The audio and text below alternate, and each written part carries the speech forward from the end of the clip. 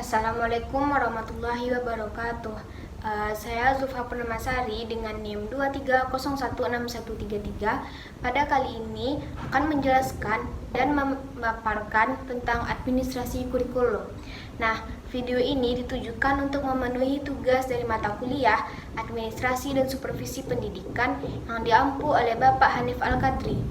Nah, teman-teman semuanya pasti nggak tahu kan apa itu administrasi kurikulum. Nah, mari kita bahas satu persatu pada video kali ini. Pengertian administrasi kurikulum. Nah, kurikulum kalau misalnya kita lihat dari sisi sejarah adalah istilah yang berasal dari bahasa Yunani, yang pada awalnya istilah ini tuh dipakai dalam dunia olahraga, yaitu untuk mengetahui berapa jarak yang harus ditempuh oleh setiap pelari pada masa Yunani dahulu. Nah, istilah kurikulum dipakai untuk memperlibatkan tahapan-tahapan yang dilalui atau ditempuh oleh seorang pelari dalam perlombaan lari estafet yang dikenal di dunia atletik.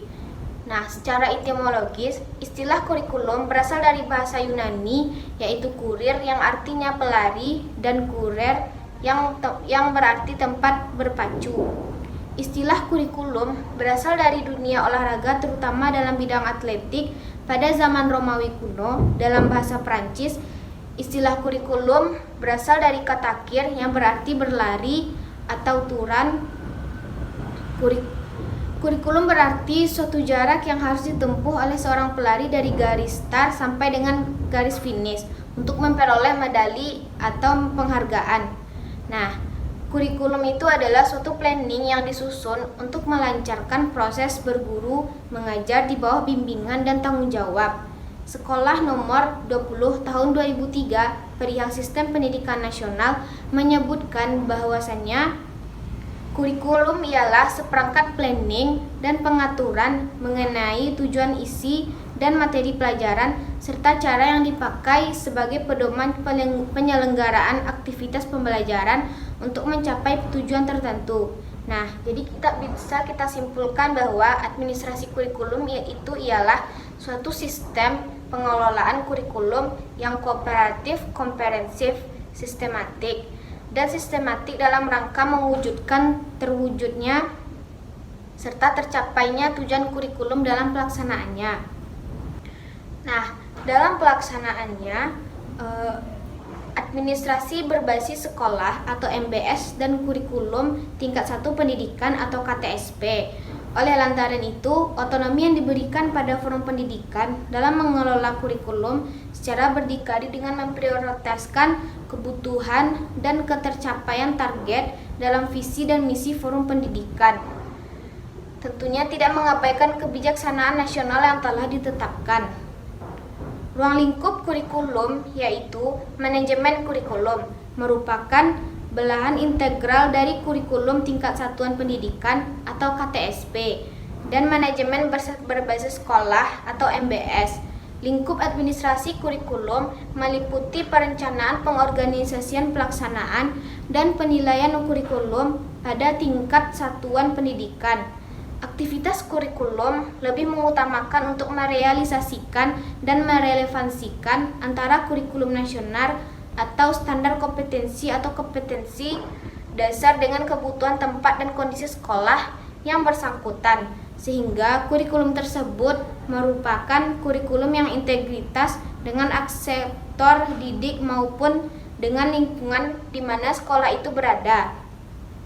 Nah, selanjutnya kita akan membahas pedoman-pedoman pelaksanaan kurikulum. Selain perencanaan yang merupakan tujuan pendidikan dan susunan materi pelajaran, pemerintah sentral mengeluarkan pedoman-pedoman umum yang harus diikuti oleh sekolah untuk menyusun perencanaan yang sifatnya operasional di sekolah.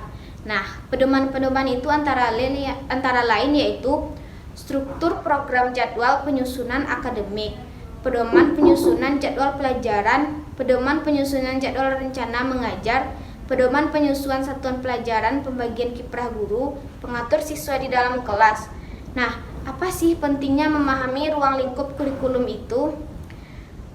Ruang lingkup kurikulum itu sangat penting bagi peserta didik yaitu untuk mengetahui apa yang harus dipelajari dan bagaimana cara belajar yang efektif untuk pendidik, yaitu untuk merancang pembelajaran yang efektif dan sesuai dengan tujuan kurikulum, dan untuk orang tua yaitu untuk mengetahui perkembangan belajar anak dan memberikan dukungan yang tepat untuk membuat kebijakan, yaitu untuk menyusun kebijakan pendidikan yang relevan dan berkualitas. Berikut adalah beberapa faktor utama yang mempengaruhi ruang lingkup kurikulum. Yaitu faktor eksternalnya yaitu kebijakan pemerintah. Lalu yang kedua yaitu ideologi negara, nilai dasar negara akan tercermin dalam isi kurikulum.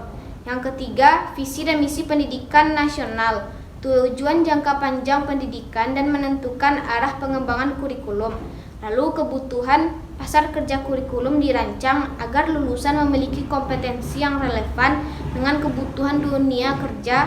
Lalu perkembangan ilmu pengetahuan dan teknologi kurikulum harus adaptif terhadap perubahan zaman lalu.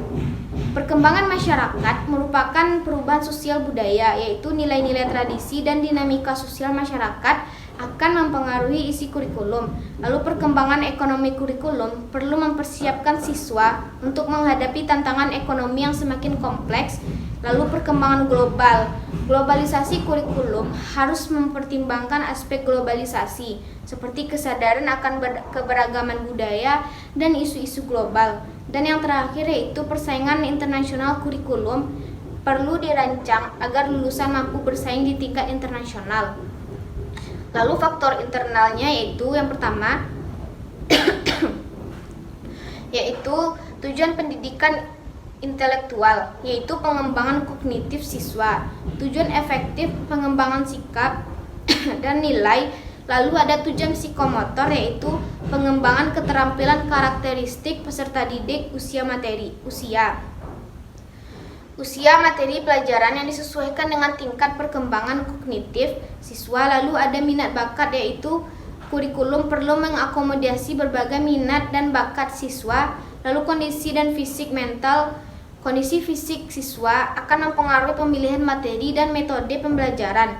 Lalu kondisi sekolah. Ketersediaan fasilitas akan membatasi pilihan materi pelajaran. Lalu guru.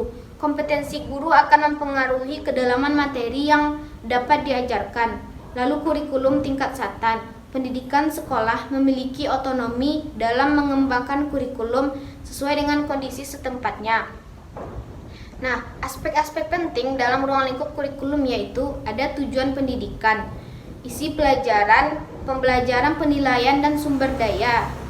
Contoh penerapan ruang lingkup kurikulum, misalnya dalam kurikulum Merdeka, terdapat fokus utama yaitu profil belajar Pancasila, menekankan pengembangan karakter siswa yang beriman, bertakwa, berakhlak mulia, berpikiran global, mandiri, bernalar kritis, dan pembelajaran yang berpusat kepada pembelajaran. Ketiga, penguatan kompetensi pada abad 21, mengembangkan siswa dalam berpikir kritis, kreatif, berkomunikasi, dan berkolaborasi. Namun pada administrasi kurikulum ini terdapat beberapa tantangan, yaitu yang pertama, kurikulum harus terus diperbaharui untuk mengikuti perkembangan ilmu pengetahuan dan teknologi. Yang kedua yaitu kurikulum harus mengakomodasi kebutuhan dan minat yang berbeda dari setiap siswa. Yang ketiga, terbatasnya anggaran tenaga pendidik dan fasilitas dapat menghambat pelaksanaan kurikulum. Nah, prinsip-prinsip dari administrasi kurikulum ini yang pertama, semua pihak yang terkait seperti guru, siswa, orang tua, dan masyarakat harus dilibatkan dalam proses pengambilan keputusan. Yang kedua, kurikulum harus bersifat fleksibel dan dapat disesuaikan dengan kebutuhan dan kondisi yang berubah. Lalu proses administrasi kurikulum harus dilaksanakan secara berkelanjutan dan tidak berhenti pada tahap tertentu. Lalu kegiatan administrasi kurikulum harus dilakukan secara efisien dan efektif agar tidak membebani guru dan siswa. Nah, solusi untuk mengatasi tantangan administrasi kurikulum yaitu ada peningkatan kapasitas guru dan tenaga kependidikan. Selalu adakan pelatihan untuk meningkatkan kompetensi guru dalam merancang, melaksanakan, dan mengevaluasi kurikulum.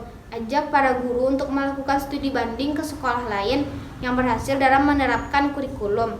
Lalu manfaatkan teknologi untuk memudahkan akses guru terhadap informasi dan sumber belajar. Lalu pengembangan kurikulum yang fleksibel dan relevan. Lalu berikan ruang bagi sekolah untuk mengangkat kurikulum sesuai dengan karakteristik siswa dan kebutuhan masyarakat. Lalu masukkan teknologi dalam proses pembelajaran untuk meningkatkan minat belajar siswa. Lalu fokus pada pengembangan kompetensi siswa yang relevan dengan dunia kerja. Lalu libatkan orang tua dalam proses pembelajaran dan pengembangan kurikulum untuk memperkaya pembelajaran siswa, dan lakukan evaluasi secara berkala selama proses pembelajaran untuk mengetahui kemajuan siswa. Nah, sekian pembahasan saya tentang administrasi kurikulum. Jika terdapat kesalahan, saya mohon maaf. Assalamualaikum warahmatullahi wabarakatuh.